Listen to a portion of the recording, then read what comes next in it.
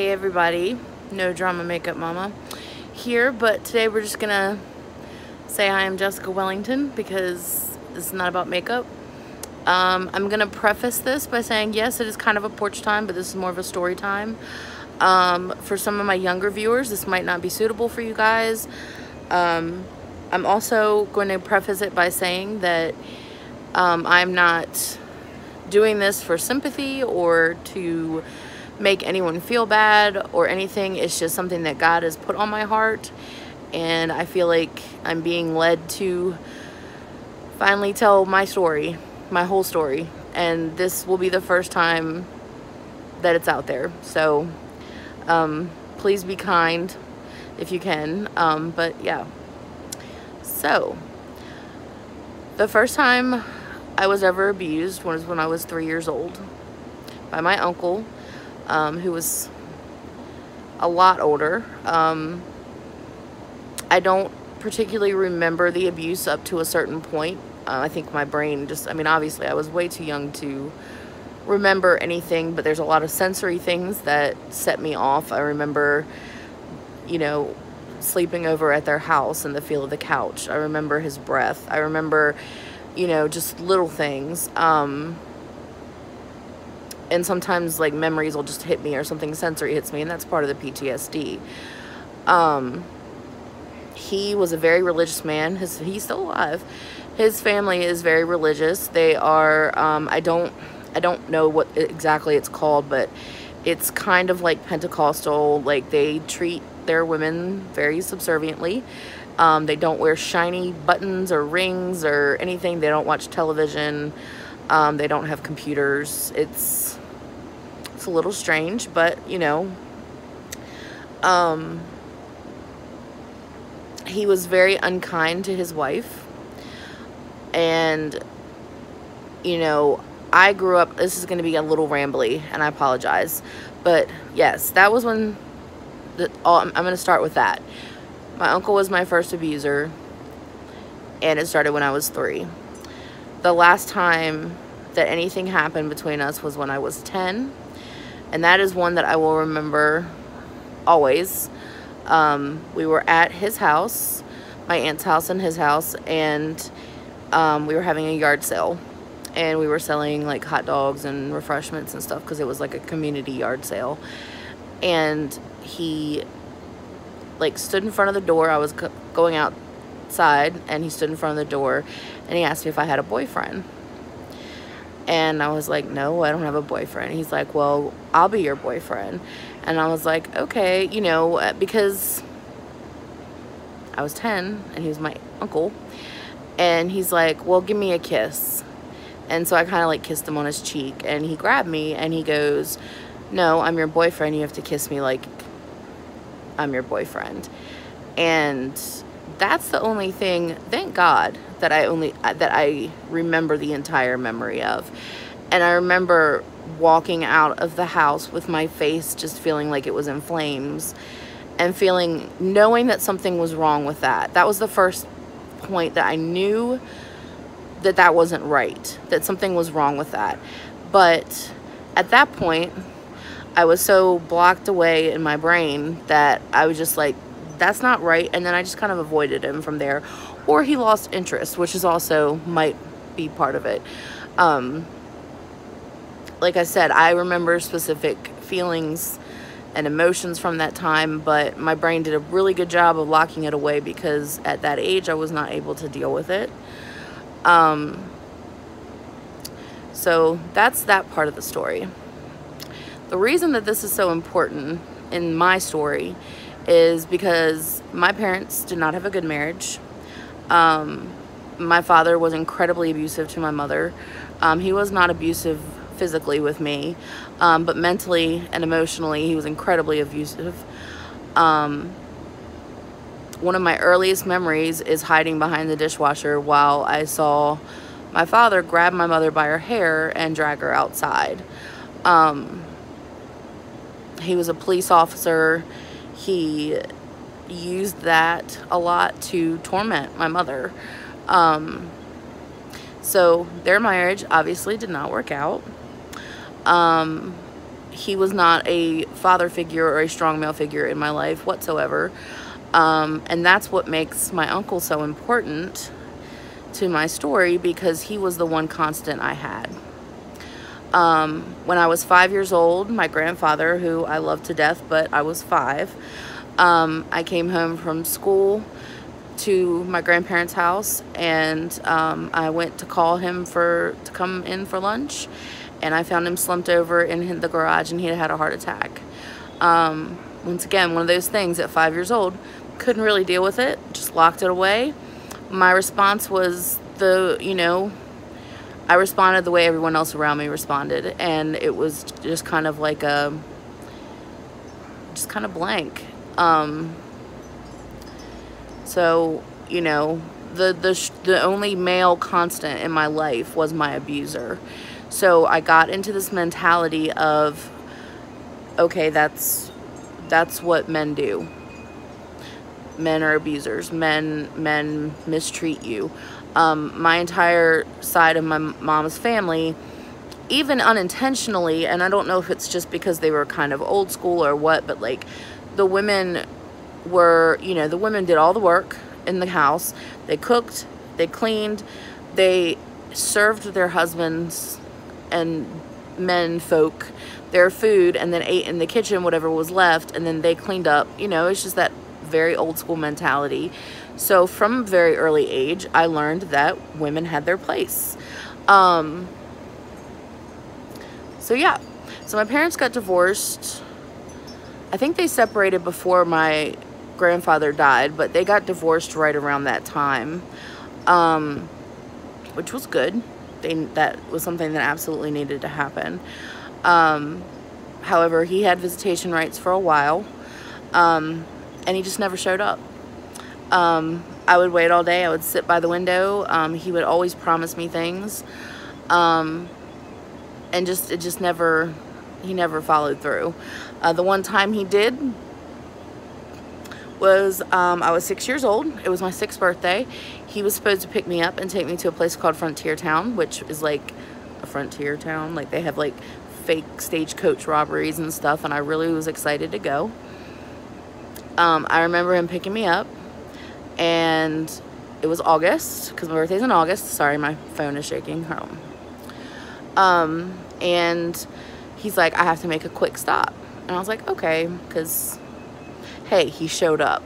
So we ended up making a stop at a place I didn't know, and he parked across the street from this apartment. And I remember it was next to a railroad and a liquor store. And he rolled down the window, and he gave me a Pepsi and a Snickers bar. And he's like, hey, I have to go run an errand. I'll be right back. And I sat in the car for hours. Later, I found out that he was with his girlfriend. But on my birthday, my 6th birthday, I just remember sitting there, and I remember it being very hot, but I had the window down, and drinking warm Pepsi, and I was like, well, I have to eat the Snicker bar because it's gonna melt. And in my head, I was like, what if I just opened the door and left? Like, would he notice? Would it even strike a chord or anything? And then, so I don't know how long it was. I wasn't keeping track of time, but it seemed like a very long time. He came back, and he took me to get my face painted. And he told me that, because he was dropping me back off at my grandparents' house for my 6th birthday party, and he told me that I needed to tell everybody that I had a great time at Frontier Town. And I was like trying not to cry. And he's like, if you don't tell them that, you'll never see me again. And he was my dad, and as a kid, like, no matter how bad your parents are, they're your parents, and you want them to love you, and you want them to, and you're like, okay, I'll just do what you say. And so, and the only really memory I have after that is I found a picture from my 6th birthday, and my face painted, and like the cake in front of me, and I looked at my eyes, and it was devastating. because I could see the panic in my eyes, because I wanted to tell my mom. I wanted to tell my grandmother. I wanted to say, hey, this is what happened to me, but I was terrified. I was terrified I would never see my father again. He said he used to threaten me all the time about, you know, well, if you say this or you do this, you'll never see me again, or, you know, you never know what might happen to your mom. And, you know, growing up in a house where they were constantly arguing and my father was abusive, I was scared for my mom. So I did keep my mouth shut. There would be nights when he did actually come, and, you know, I would come home just because it was never a good visit. He never did what he promised he would do. And I would be physically ill. Like, I would be crying so hard. I was physically ill, and my parents, all they wanted me to do was tell them, like my mom and my stepdad at the time, was like, what, just tell me what's wrong. And I couldn't tell them. But my mom, as I just said, stepdad, my mom did remarry when I was 6, and had my little sister when I was 7, and, or 6-ish. And, that was when I kind of cut ties with my dad, my father, my biological father. Because I remember, I think I was about 7 or 8. It was before my stepfather adopted me, but I remember, you know, a little younger than that, him going with my mom with divorce papers and everything, or not with divorce papers, with child papers, like, to sign over his rights, because he never paid child support or any of that stuff, and my mom did not want him to have any legal rights to me. And I remember seeing this man who was my father, my biological father, and I always thought he was such a big, strong, scary person. And then I saw Bill, who is my father now, and he was bigger. And I just remember going, oh, okay, well, he can protect my mom. And that changed my relationship, because I was like, my mom is safe now. And so the last time I saw my dad, my father, my biological father, was, he was supposed to come get me from my grandmother's house, and he shows up on a motorcycle, which my mom was like, you're not going anywhere with her on a motorcycle. And he was like doing that thing where he's like, well, your mom said I can't take you on the motorcycle. I came and I showed up, but I'm not allowed to take you because your mom said, you know, playing like my mom was the bad guy. But as a mother, now I'm like, there's no way I'd let my kid on a motorcycle. Like, are you kidding me? So he obviously did that knowing that my mom would say no. And he's like, well, let's just take a walk then. And I remember walking through my grandparents' backyard and him just telling me all the stuff that we were going to do. We were going to get skates. We were going to go roller skating. He was going to buy me skates and a helmet. And, you know, we were going to have this big fun time. And I remember the entire time just knowing it wasn't true. Like, I'd finally gotten to an age, I was about 8, and I knew it wasn't true. I knew that that wasn't going to happen. I was done. I was done driving my bike up and down the lane all day long until it was too dark to see, waiting to see a car turn onto our road. I was done waiting by the window all day and just always being disappointed. I was done being scared of him. I was done.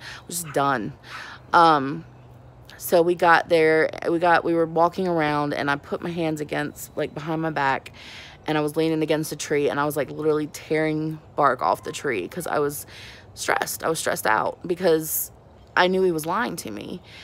And he looks me in the eyes and goes, you know I love you, right? You know I believe you. And for the first time, I had that realization that he needed me to believe him.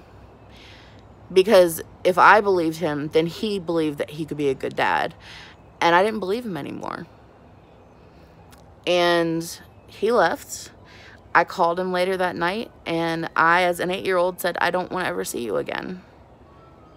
And that's the last time I saw my dad. My father, biological father. So, moving on, you know, that was not necessarily a bad thing. I think it's good that we didn't see each other, or we haven't seen each other since. He's just not a good guy. Maybe he's changed. I hope he's changed. I pray he's changed. I hate that I know nothing about that side of my family. I hate that I have brothers and sisters that I don't know, that are as close to, related by blood to me as the sister I grew up with. That I don't even know. I don't know who they are. I don't know where they live. I don't know anything about them. But thus ends that chapter of my life. And so Bill came into our life. Bill is my father. He is my father. He was very damaged when he came to us.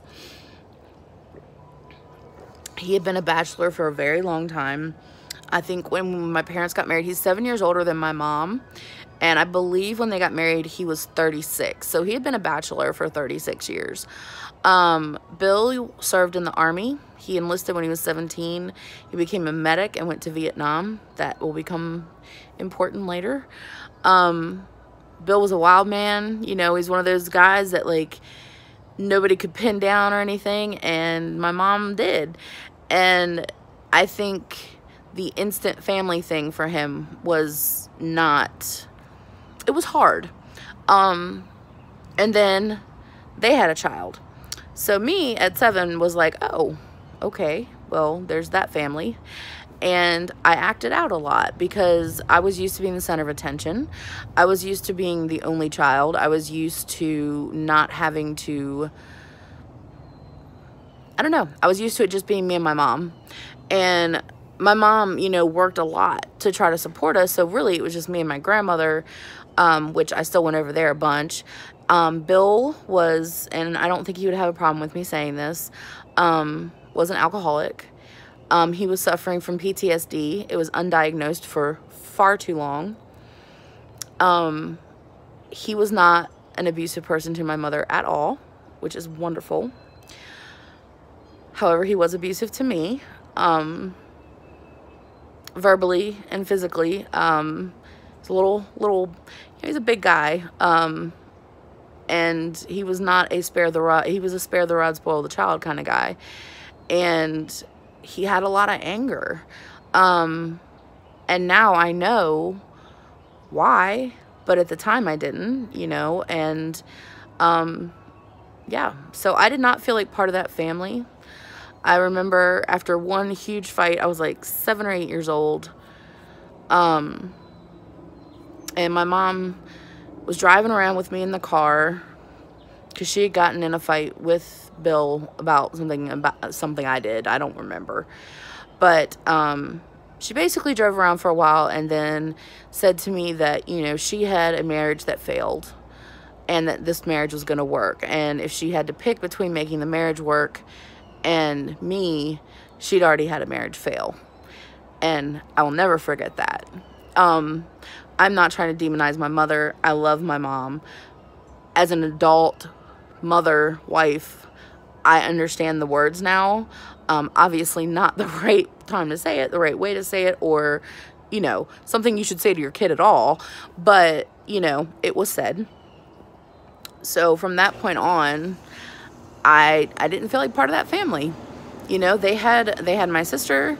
And I caused chaos in the house because I was a kid. I was lonely. I was hurting. I wanted Bill to love me. And I just felt like I felt confused because the only male that was constantly in my life was abusing me. And, then I had Bill, who was a strong protector type, but he was so angry and scary. So it just kind of sucked. So yeah, so that's kind of like my capsule of childhood. Most everything else that's happened to me has happened after that. But I'm wanting to say all that to lay the groundwork of why my brain works the way it does. When you suffer from early childhood abuse, whether it be verbal, whether it be sexual, whether it be, physical, when your safety is not secure as a child. There's a pyramid, I can't remember the name of it right now, but safety is part of the bottom of the pyramid. And if you don't have safety, there are some things that your brain does to cope, because you're a child and you don't understand.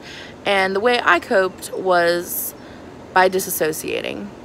I remember from a very early age always feeling like a camera was watching me all the time. Like my life was a show. And that's how I dealt with it. Like someone was following me around, or I was watching someone else. Like this was happening to someone else. This wasn't happening to me. I was just watching it. I was just an impartial viewer. Tears were not allowed in my house. I was not allowed to be angry about things. I was not allowed to be sad about things. So I just went away. I read a bunch. I lived through fantasies and books. And when bad stuff happened, it was not happening to me. It was happening to someone else, and I was watching it. Yeah. And that, however, having that happen and having my brain decide to do that at a very early age has affected me in all stages of my life. When I was about to enter high school, the summer before I entered high school, I had gone on like a Christian retreat and gotten some really close friends, and one of them was a guy that I felt very close to. He was an awesome guy. Long story short, I'm not gonna get into, I don't want to get into everything, but he drowned during the summer before my freshman year, which was awful. And that leading into our youth group all came together that night because we were all shocked and just, you know, didn't know what to do. And so we were all sleeping over that night, and the older teenage boy who was in the water with him at the time and couldn't save him was laying next to me and started to touch me. Started to open my shorts, and I was pretending I was asleep, and I kept, you know, I'd do the thing where I'd like pretend to move over so he couldn't reach me, and he'd move again. And in my head, I was like, well, he's probably just, you know, he doesn't know how to act because he's stressed out because his best friend just died, and this is how he's reacting. Or, you know, and I kept justifying why he was doing this. And, you know, like, there was not a part of me that was like, stop, don't let this happen. Like, I couldn't verbalize it. I didn't want to wake anyone up. I didn't want to tell anyone, because I felt like, oh, well, his pain, he is hurting, and this is the only way he knows how to deal with it. And me from my early childhood knowing, this is what guys do to you. This is what men do to you. So I froze. I went somewhere else and let what happened happen. That happened several times during high school with several different people, where I just went away. It's all I knew how to do. And I'm saying this because I think that this is important, that it is never justifiable to let someone touch you without your consent. I always made excuses. I always felt like that was what I was supposed to be there for. Like, that was my use in life, was, if, you know, by guys, was sexual. If that's what I was there, that's what I was put on earth for. You know, that there was no such thing as male love. Like, I didn't know what love was. I didn't understand love. I didn't think that I could be loved. And so I felt my only worth came from letting things happen to me, whether I wanted them to or not. You know, and the thing is that I would just go away. I would just watch it like I was watching it happen to someone else, and I would freeze at any point during that. And then I would blame myself, because I was like, I could have said no. I could have walked out of a room. I could have not gone to a party. I could have not entered a room. There's so many things. And so then it was my fault. So then it was always my fault, you know, and I just stayed my fault. And it stayed my fault for a really long time, through college, out of college. I would put myself in situations, I felt purposefully, where I was like, well, I put myself out there. I put myself in this situation. Therefore, it's my fault. Whatever happens to me, happens to me, which is so incredibly dangerous. And I thank God every day that nothing horrible happened to me. I did live in New York during the Craigslist killer, and I did get on Craigslist and just try to find somebody to fill a void that was not fillable, or to make me feel loved or make me feel appreciated, because I thought that was all I needed. That's how men showed you that you cared or you were worth anything. So yeah. And I guess all of this to say,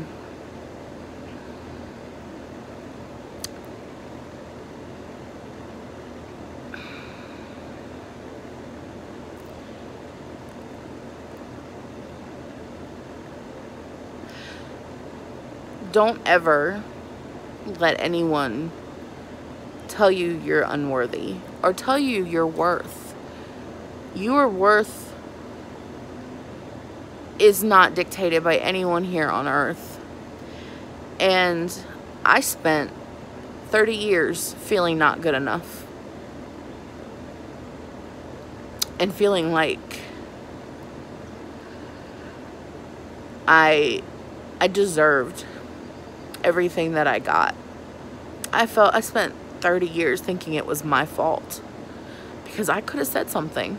I could have done something different. I could have told somebody, and I didn't. And so it was my fault. It's not your fault, guys. If any of you have been through anything like this, it is not your fault. And I think that's why I wanted to do this video, and I finally wanted to get it all out there, because it's taken me my entire life to finally feel like it wasn't my fault, and there wasn't anything I could do, and that I was abused. And to admit that, and to admit that, no, I didn't just let that happen, that a person took advantage of a situation that I was in. Yes. Should I have said something? Yes. Should I have made them stop? Yes. But I was told from a very early age that that's how I was supposed to be treated. So why would I say yes? Or why would I say no? Why would I try to stop them? I thought that's all I was good for. So I'm telling you guys now, girls especially, you are worth so much more than that. Regardless of your past, regardless of what people in your life may tell you, you need to know and own your own worth, because you are more precious than diamonds. And it is hard in this world that we grew up with, especially people my age. You know, I am so glad that the dialogue is changing, and I'm so glad that women are finally speaking out, and it's not the silent thing that everyone knows about but nobody talks about. You know, we are people. We are 100% equal to men as far as our feelings, our emotions, our desires, our needs, our wants. And no man or woman should ever make you feel less than, or make you feel like you deserve to be treated a certain way. Because the only person that can know your worth and knows your worth is God. I feel like the way my life went, and I've skimmed over some things just because it's not necessary. But I could have turned out a completely different way. I could have been a drug addict. I could be dead very easily. Very easily. And, oh, I could have gotten pregnant. You know, I mean, there's so many things, different outcomes that could have happened. And, you know, percentage-wise and statistically should have happened, as opposed to me being who I am today. And I know that that's God. God put me here for a reason. Do I fully know that reason? No. Am I learning to just blindly walk and know that he's using me as an instrument? Yes, I am. And I'm working on it every day, guys. It's not something that comes naturally. It's not something that it's not human nature to want to relinquish control of your life. And it's not human nature to, it is human nature to want to blame, you know, and I don't blame anyone. I have accepted what's happened to me.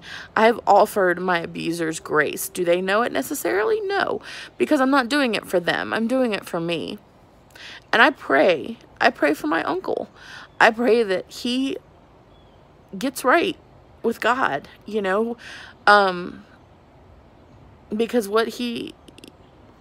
I don't know how far all of that went. I do know that him and my aunt slept in separate bedrooms, and they had 3 girls, and as soon as they were 18, they left the state.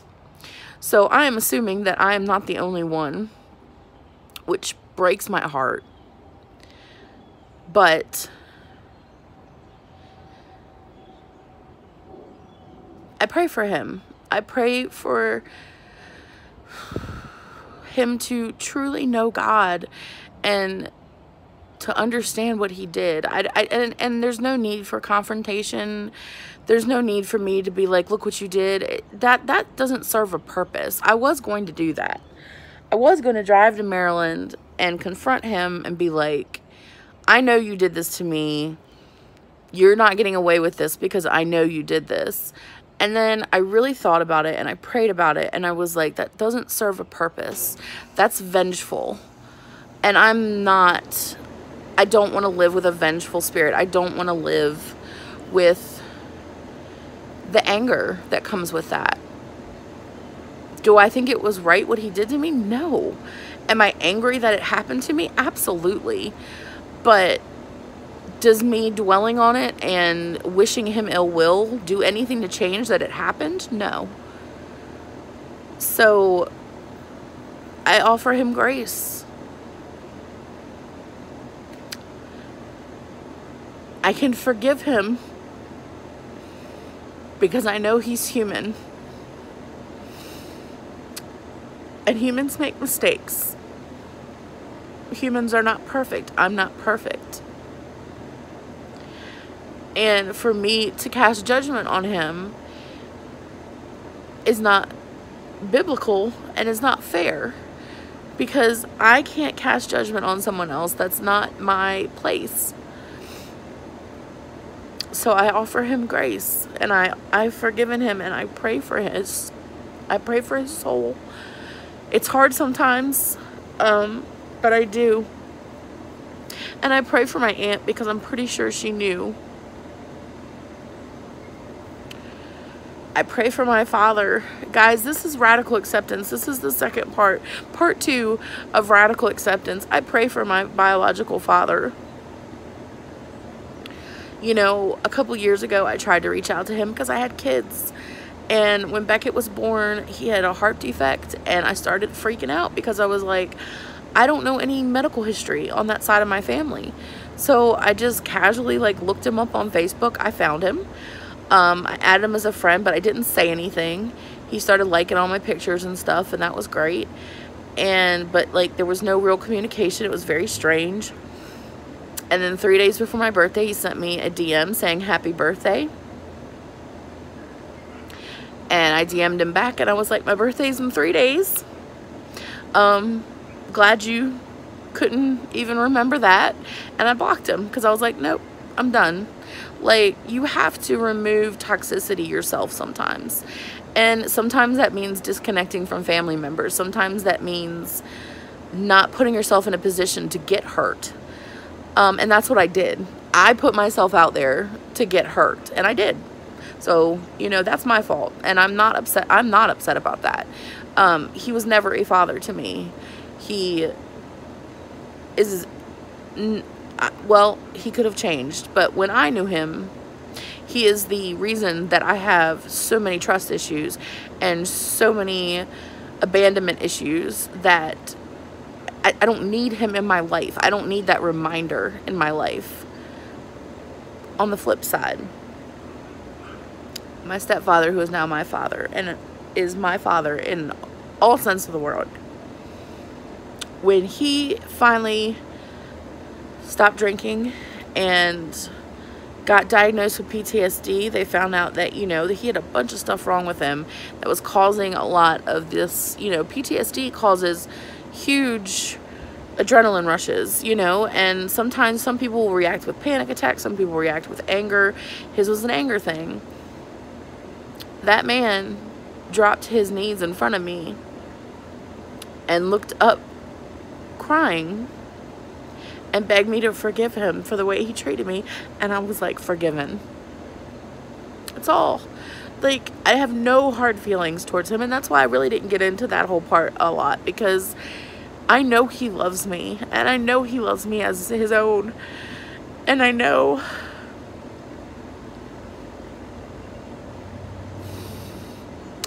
that as an adult especially, I understand the struggle he went through. And guys, our parents aren't perfect. You know, becoming a parent has given me so much perspective on things, and part of that has been, you know, accepting that parents are people, you know, and when you realize that for the first time, you're like, oh my gosh, my parents aren't perfect. I never thought I had perfect parents, but I do have parents now, and I do have a relationship with them, because I'm not holding grudges. I'm not blaming them for who I am. If anything, my whole motto growing up was, I'm going to be the best I can be despite.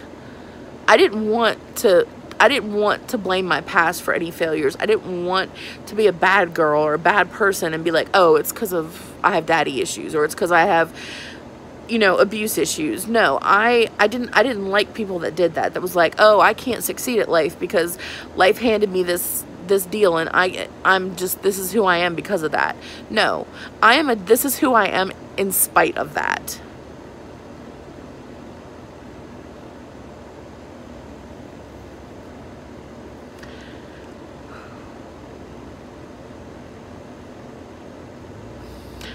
I am who I am. I'm sorry, guys. In spite of what I have been through. What I have been through does not define me. And I pray to God that whoever this may help, it helps. You are not defined by what has happened to you. You are not defined by your past. The past is the past.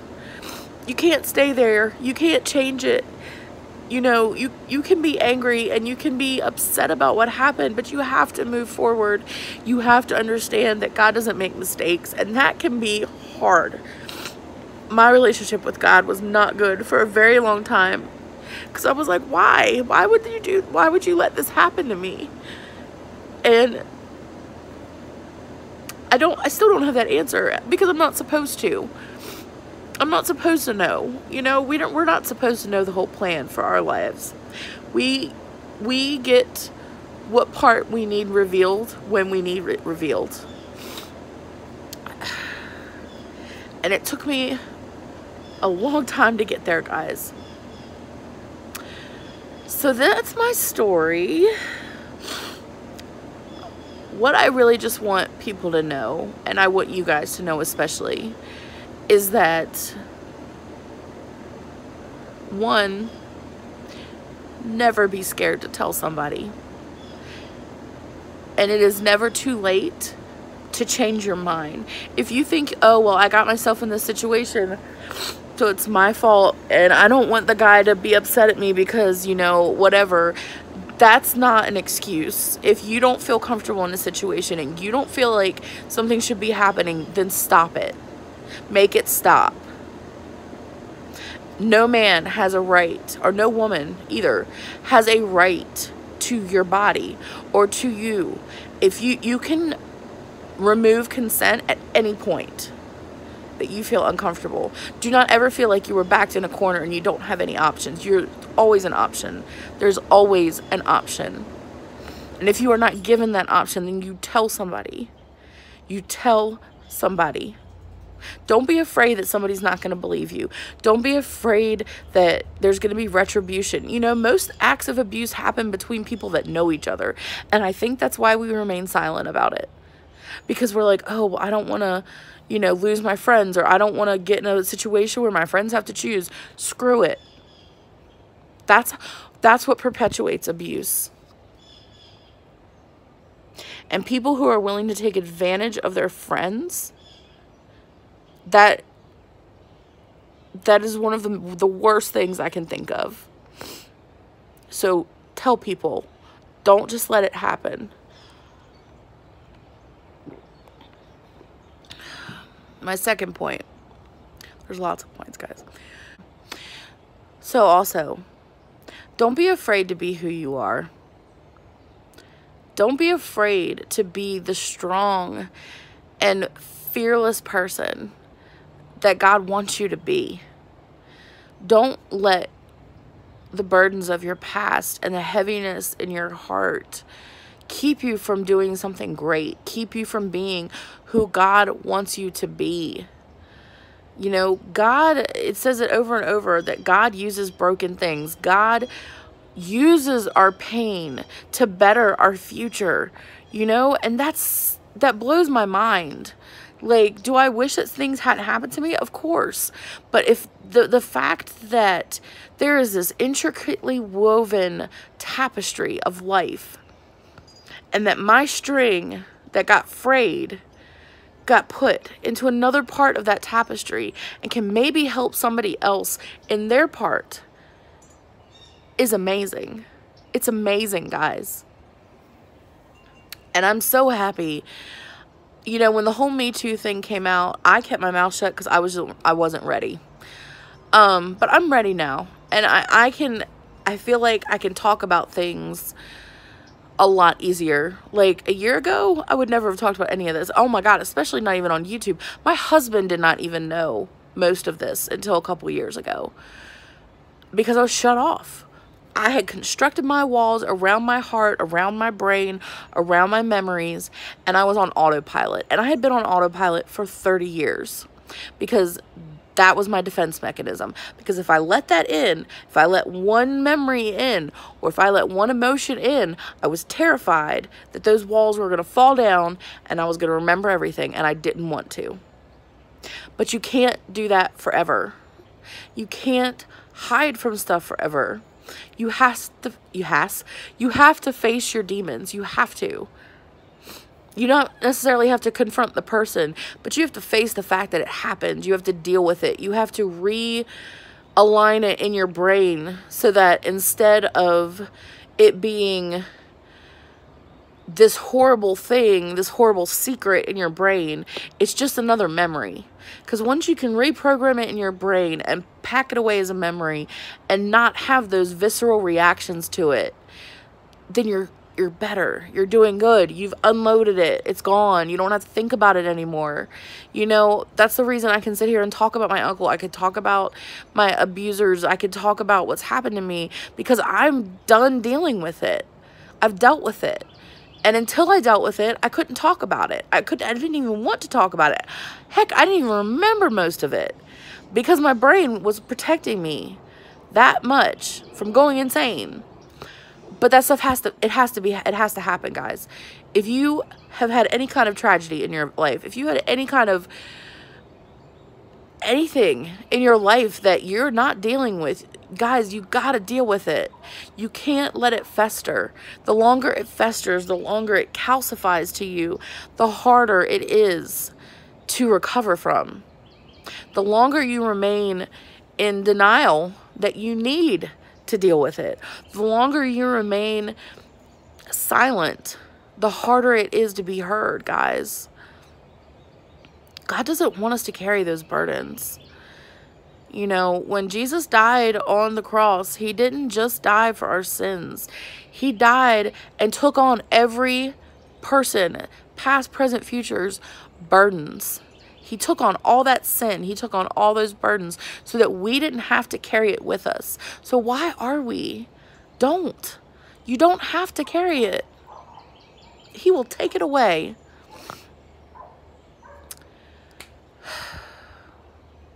I guess that's all I really had to say. I know this has been crazy. I apologize to people if it's not what you were expecting from me, but I'm not apologizing for making this.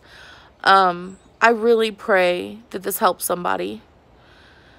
If you guys ever need to talk to me or ever want to, you know, just, you know, you can DM me on Instagram. You can comment down here. I will get in touch with you. But know that if you are in a place where this kind of stuff has happened to you, or you're letting it burden you, or you're letting you know it's there and you just aren't ready. Maybe you're not ready today. Maybe you'll be ready tomorrow. But guys, you got to deal with it. You have to address it face on. You have to look at that demon that is haunting you and say, I am good enough. I am strong enough. I am better than you. And it will go away. You will rise from those ashes. God, I have been burnt so many times. I have so many scars.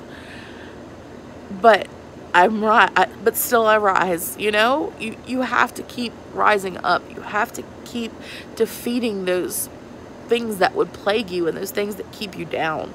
Because that's not what life is about. We're not guaranteed tomorrow, so don't put it off. You know, don't put off feeling better and feeling lifted and feeling lighter because you've removed those things.